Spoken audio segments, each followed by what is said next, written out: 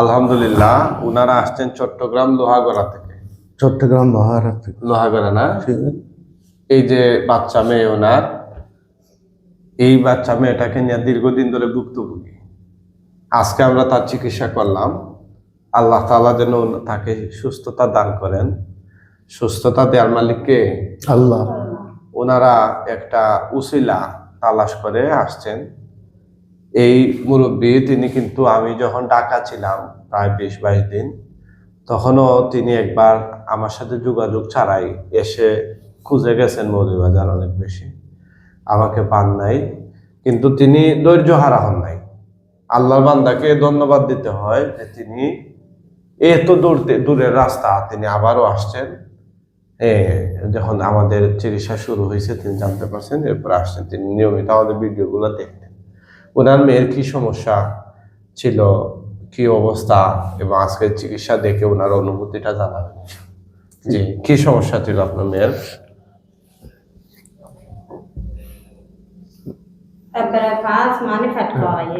বলেন। আমার 3টা মেয়ে, ছেলে নেই। ছেলে নাই? 2টা বিয়ে দিছি। আর এই মেয়েটা আজকে আমি অনেক বৈদ্যের কাছে গেছি, অনেক ভাই, মানে ওই আমাদের দেশে ওই বাদ্য বাজানা নিয়ে মানে বাদ্য বাজাইয়া 10টা হাট বসেছে, একটাতে 10,000 টাকা করে। তারপর অনেক বৈদ্য ওদের কাছে নিছি, ডাক্তারের কাছে প্রায় 3 লক্ষ টাকা দিছি, কোনো রোগ পাই না। তারপরে শেষ পর্যন্ত আমার মেয়ে এদিন 1,55,000 টাকা দিছি ডাক্তার বলতে একটা ভালো একটা ওষুধ দেখো। 1,55,000? হ্যাঁ, মানে ভালো একটা ওষুধের মাধ্যমে মেয়েটা ভালো হবে। ফ্যাটটা বড় হয়ে গেছে, ফাত্তরের মতো ধরো, ওই ফাত্তরের মতো ধরো, মানে ওই অনেক মানে দিছে, সিরিয়াস কাল দিছে, রক্ত পরীক্ষা দিয়েছে, ফ্যাচরা পরীক্ষা, ফেহানা পরীক্ষা, 17টা পরীক্ষা দিছে, কিচ্ছু ধরা হয় না। তো শেষ পর্যন্ত একটা মহিলা ডাক্তার বলছে যে ওনার অসুখ ডাক্তারি না। তারপর ব্রেন ডাক্তার দেখাইছে, ব্রেন ডাক্তার বলে যে ওটা ব্রেন ট্রেন সব কিছু ঠিক আছে, ওনারা মানে ওই একটা খারাপ জিনিস মানে আশ্রম করছে, নষ্ট করে ফেলছে। আজকে তো কথা বললো ওরা। হ্যাঁ, এরপর ডেলি 1 কেজি চুলের ভাত খায়, 1 কেজি ভাত খায়, ভাত ডেলি, মানে ডেলি কম 3-4 লিটার পানি খাবে, 1 কেজি চুলের ভাত খাবে। এখন খাইছে, এখন বলো আবার খাও, এখন খাইছে, এখন খাই আবার খাবো। আচ্ছা, কান সমস্যা নাই, কিন্তু শরীর তো নাই, খায় দেখেন কিচ্ছু নেই, সরই পাখির মতো। হ্যাঁ, সরই পাখির মতো হয়ে গেছে। তো এখন হুজুর আমার খুব কষ্ট হয়েছে, আমি এখানে ট্রেন স্টেশনে 2 রাত ঘুমাইছি, এখানে যে কোন জায়গায় বোর্ডিং আছে ওইটাও আমি জানি না। শেষ পর্যন্ত খবর নিতে একটা সিনজলাই ওদিকে দেখা দিচ্ছে, হাঁটতে হাঁটতে হাঁটতে হাঁটতে অনেক এখানে যাইয়া সবাই ঘুম, কেউ বিল্ডিংয়ের দরজা করলো না। শেষ পর্যন্ত আবার স্টেশনে চলে গেছে। এরপর যে মানে একটা ছেলে ওই বাজমালার দোকান করে, উনি বলছে মানে আমার একটা ফুফি এরকম ছিল, ওদের সাথে আমার সাথে ভালো সম্পর্ক, ঠিক আছে লম্বা, তোমার সব কিছু আমি নেব। উনি আমার সব কিছু করে দিয়েছে। এখনো মানে ও ফোন দিতেছে যে মানে মনে হয় এদিকে আসছে, মানে ওইখানে ওই শুল আছে, ওইখানে বাজামালের দোকান করে।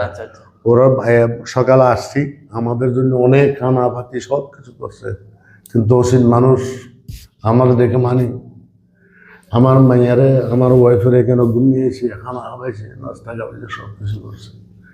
তো এখন আমার হুজুর লোহাগাড়ায় মানে এইরকম প্রায় 20-30টা হাজুর, মানে সবাই হাট বসায় এইরকম করে ওইরকম করে রুগী ভালো হচ্ছে না।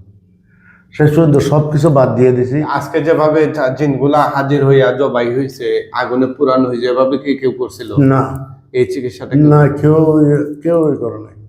সবাই মানে 8-10টা তাবিজ দিয়ে ঝুলে দিয়ে, তারপরে ওই ট্যাঙে হাতে সবকিছু মানে তাবিজ আর তাবিজ। তাবিজ আর তাবিজ, তাবিজ আর তাবিজ। তারপরে পানি দিয়ে গোসল করার জন্য এই আজকে এরকম করতে হবে, কাউকে এরকম করতে হয়েছে। আমি বাংলাদেশের মধ্যে মানে মোটামুটি অনেক কিছু আচ্ছা, এখন যে তোমাকে তোমার জিনগুলা মারার পরে এখন কেমন লাগতেছে? খারাপ লাগতেছে না ভালো লাগতেছে শরীর? ওইটা তার কাছে দেন মাইক্রোফোন। হ্যাঁ, যান এখানে হাতে হ্যাঁ, কেমন লাগতেছে গো? ভালো লাগতেছে। শরীর কি পাতলা লাগতেছে না খুব খারাপ লাগতেছে? পাতলা লাগতেছে। এই যে পেট যে আগে ফুলা ছিল, মোটা ছিল, শক্ত ছিল, এখন কি পেট কি ঠিক আছে কিনা? ঠিক আছে। দেখো একটু হাইটা দেখো, এখানে হাইটা একটু পেটে এরকম পেটে একটু চেক করে দেখো শক্ত রয়েছে কিনা। শক্ত হয়েছে কিনা? হ্যাঁ, পেট কি শক্ত নাকি নরম? নরম। না, এমনি মাঝখানে নরম। এদিকে হাঁটো একটু, দেখেন তো বাচ্চার মা, আপনি দেখেন। আর কি সমস্যা বলছিলেন তা? মানে আমার মেয়েটা নিয়ে আমি খুব সব কিছু। এটা শক্ত। কোন সাইড? এই এই সেটে। আচ্ছা ঠিক আছে, আল্লাহ সুস্থ করবে ইনশাআল্লাহ। এটা লড়ে তো। নরম আছে? জি। কোন লড়ে। এটা বেশ লড়ে।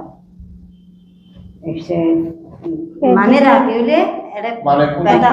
এমনি কোনো কিছু পেটের ভিতরে কিছু পায় নাই টেস্ট করে? না, এই ছোট মেয়ে পেটে তো বড় হইলো কেন? এটা কি কোনো ডাক্তারে কোনো ব্যাখ্যা দেয় নাই? ডাক্তার বলতে মানে ওনার ওই মানে জিন ফরিয়ে মানে ওনারে শাদি করে ফেলছে, ওনার সাথে মানে ওই জিন ফরির সাথে মানে রিলেশন আছে। এটা ডাক্তাররা বলছে নি? হ্যাঁ, ডাক্তাররা বলছে।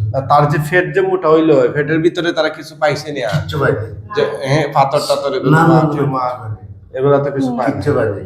এমনি তুমি যে পেট নিয়ে যে হাঁটা চলা করো, এটা ভালো লাগেনি? পেট কি ভারী মনে হয় না হালকা? না, দেখাও একটু। হ্যাঁ, কিভাবে ধরে থাকে?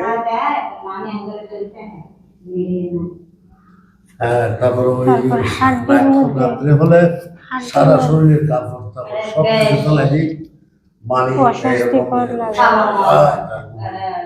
সারা রাত মানে সারা জালি করে এরকম তো আমি কিছু দিতে পারছি না।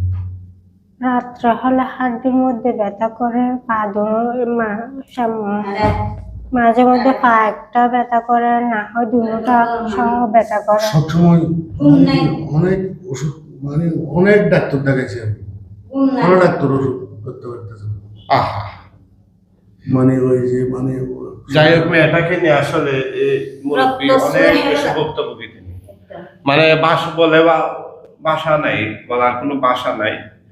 এটা দুঃখটা প্রকাশ করার মতো কোনো হ্যাঁ। আমি বাংলাদেশের মধ্যে সৌদি আরবে 21 বছর ছিলাম। আমার সারা দেশের সিটা আমার লোকে জব্বার ভাই বললে আমাকে চিনবে। আমি 21 বছরে 16 বার হজ করেছি সৌদি আরবে। আমার নজিব এরকম কেন হলো? না, আল্লাহ সাহায্য করবে ইনশাআল্লাহ, আপনি চিন্তা করেন না। আল্লাহ তাআলা ইনশাআল্লাহ সুস্থ করবে। মেয়েও কাঁদতেছে। হ্যাঁ, আপনারা মনোবল দুর্বল করবেন না। সুস্থতা দেওয়ার মালিক কে? আল্লাহ। এই যে আমরা চিকিৎসাটা করছি দেখেন, কোনো তাবিজ কবজ ছাড়া, কোনো ধরনের হ্যাঁ, এই যে অনেক জায়গায় রুগীরে ফিটায়, আমরা ফিটাই দিনি। হ্যাঁ, আমি প্রতিদিন রাত্রে আজকে 2 মাস প্রতিদিন রাত্রে আমার এখানে সব কিছু আছে। মানে আপনার সবগুলা মানে রাতে কি না, করেন? না, না, না, না, না, আপনার সব কিছু আমি দেখি প্রতিদিন রাত্রে। আমাদের ভিডিওগুলো সব আছে আমার কাছে, সব আছে আমার কাছে,